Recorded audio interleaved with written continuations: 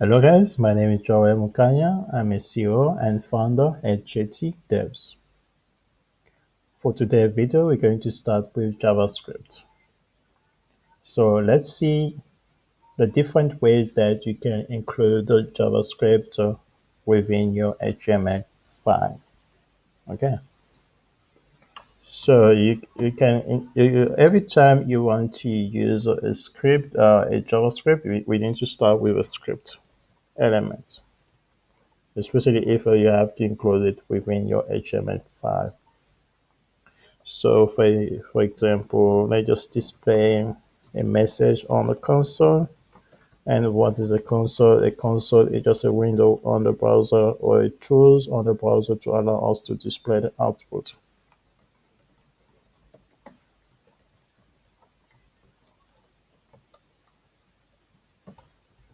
And then we need to put a semicolon after you're done with that particular line. So each line must end with a semicolon.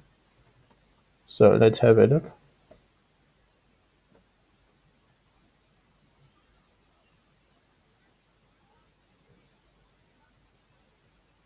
Then we're just going to put it on its own window. Then we need to right click on the browser. Then you go to inspect. So I'm using Google Chrome. I believe if you're using Chrome, you can just go to developer tools. I believe that is the step to go with Google Chrome. I mean with Firefox. But with Google Chrome, you just have to right click and then go to inspect. Then after that, we can access the console window in here. Then you just click in it. And then here we go. We're able to display hello world. Okay.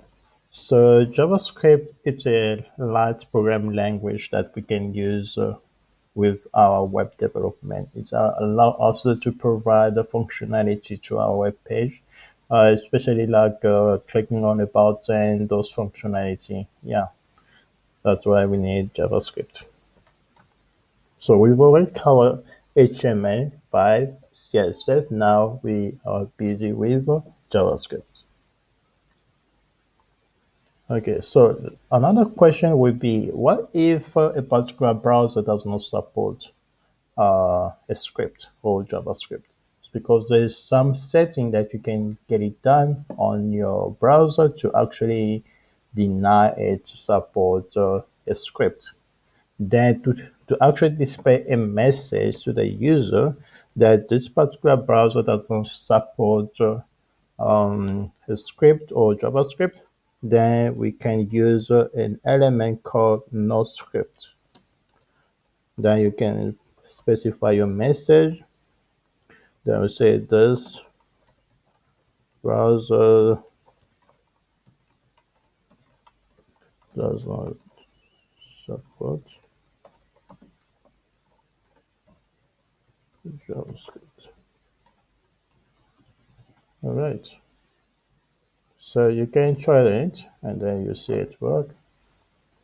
All right. But there's an issue. So what if you put a lot of code in here, and then it will be kind of messy. So then another way that you can actually put or use JavaScript is to place it also on the body. So this is going to be a, uh, a better location. Let's do the same thing, and then we can just say console. Okay, this time let's create a variable. Okay, I don't want to jump to a variable, but let me just create a variable. We're just going to say my name or someone else's name, maybe your name. Let's say maybe James. And then we're just going to display James on the console. Then we just, instead of typing James, then we just have to display name. All right, so just the same thing as I explained on Python. Then I'll create another video where I'm going to talk more about variable Okay, so it's just going to be the same explanation over with JavaScript. I know that I will already explain it in PowerPoint, but I need to take a step like a recap, and then that will be only with JavaScript. So if I use the same example and then you feel bored, sorry for that. It's now let's display the name on the browser. Okay, so we can see it display James. Yeah, we see it still works. So the one that for the best practice, you know me, I always provide the best practice. So it's to use an external file. So let's first create a folder. Then we just give this name a script. Then a file will be just code.js. Okay. Now, since we want to link our the code.js so in our HTML file, we need to make sure that we use the script element. Then we specify the source. Okay. Then it's on the source, you just specify the slash the location to that particular file to your JS file, and then that's it.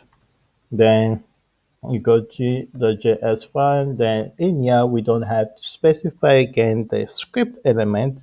We just have to start with our code. All right. You don't believe me? Let me show you.